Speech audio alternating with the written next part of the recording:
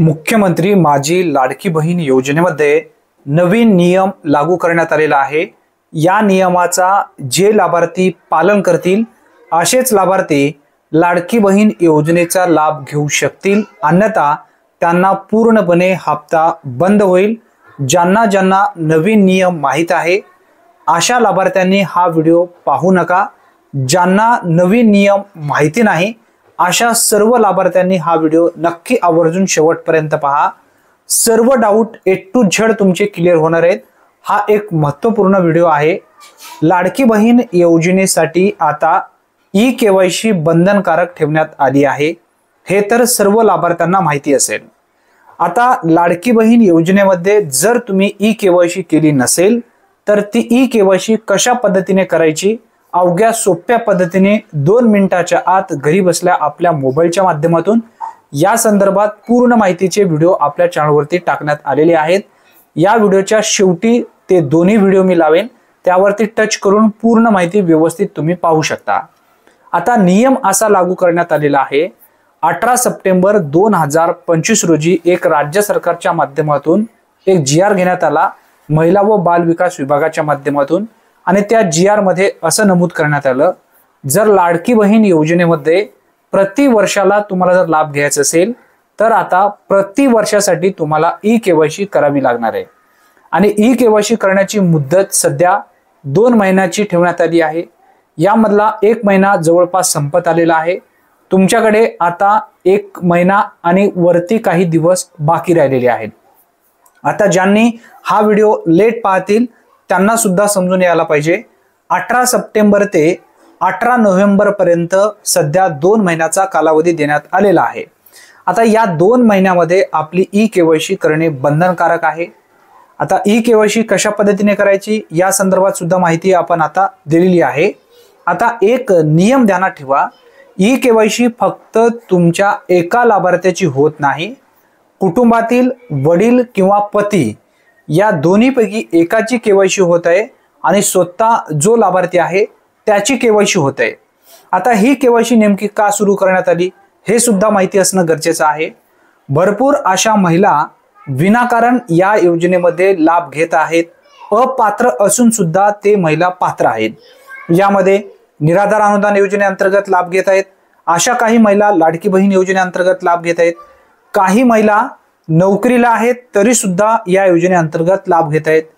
काही महिला अशा आहेत त्यांच्या कुटुंबातील सदस्य, त्यांचा पती असेल किंवा त्यांचा वडील असेल, नोकरीला आहे तरी सुद्धा या लाडक्या बहिणीचा लाभ घेत आहेत। यांच्यासाठी ही ई-केवायसी सुरू करण्यात आली। जर तुम्ही आता इथं लाभ घेत असाल, जर तुम्ही पात्र असाल, तुमच्या कुटुंबात कोणी नोकरीला नाही, एका कुटुंबात 2 महिलांपेक्षा जास्त जर लाभ घेत असतील तर अशा महिलांचे सुद्धा आता या ठिकाणी नावे कमी होणार आहेत आणि त्यांना सुद्धा लाभ दिला जाणार नाही। जेव्हा तुम्ही फॉर्म भरलेला होता त्या ठिकाणी एक हमीपत्र तुमच्याकडून भरून घेण्यात आलेला होता आणि त्या हमीपत्रामध्ये असं नमूद करण्यात आलेला होता की एका कुटुंबामध्ये एक विवाहित महिला व दुसरी अविवाहित महिला असे 2च लाभ घेऊ शकतात। तरी सुद्धा भरपूर अशा महिलांनी अर्ज केला, अर्ज त्यांचं मंजूर झालं आणि त्यांना आतापर्यंत हप्ते सुद्धा मिळाले। परंतु मागील 2 महिन्यापासून जेव्हा स्क्रुटनी सुरू झाली, म्हणजे फेर तपासणी सुरू झाली, त्या तपासणीमध्ये भरपूर अशा महिला रद्द करण्यात आल्या आणि त्यानंतर आता नवीन नियम या ठिकाणी राज्य सरकारच्या माध्यमातून लागू करण्यात आला की ई-केवायसी बंधनकारक आहे, ई-केवायसी करावीच लागेल। आता ई-केवायसी केल्यानंतर असं होईल, भरपूर अशा महिला ज्या विनाकारण या योजनेमध्ये पात्र आहेत अशा सर्व महिलांचे हप्ते बंद होतील। ज्या महिला ऍक्च्युअली या योजनेमध्ये पात्र होऊ शकतात अशा सर्व महिला या योजनेचा हमखास पद्धतीने लाभ घेतील, त्यांना काही काळजी करण्याची गरज नाही। परंतु भरपूर अशा महिलांना शंका येत आहे, ई-केवायसी केल्यानंतर आमचा हप्ता बंद होईल का? तुम्ही जर पात्र असाल तर तुमचा हप्ता बंद होणार नाही, कंटिन्यू तुम्हाला इथून पुढे सुद्धा हप्ते मिळत जातील, त्यासाठी काळजी करण्याची आवश्यकता या ठिकाणी नाही। ज्यांनी ई-केवायसी केली नाही अशा लाभार्थ्यांनी लवकरात लवकर ई-केवायसी करून घ्या। ई-केवायसी झाल्याच्या नंतर कंटिन्यू तुम्हाला नोव्हेंबर महिन्याच्या नंतर हे हप्ते दिले जातील, त्यासाठी ई-केवायसी करून घेणं गरजेचं आहे। काही लाभार्थ्यांची हाफ ई-केवायसी झालेली आहे, काही लाभार्थ्यांची ई-केवायसी झाली नाही परंतु या योजनेमध्ये पात्र नाही असं सुद्धा दाखवलं जात आहे। अशा लाभार्थ्यांनी सध्या साईटचा खूप मोठ्या प्रमाणामध्ये लोड येत आहे।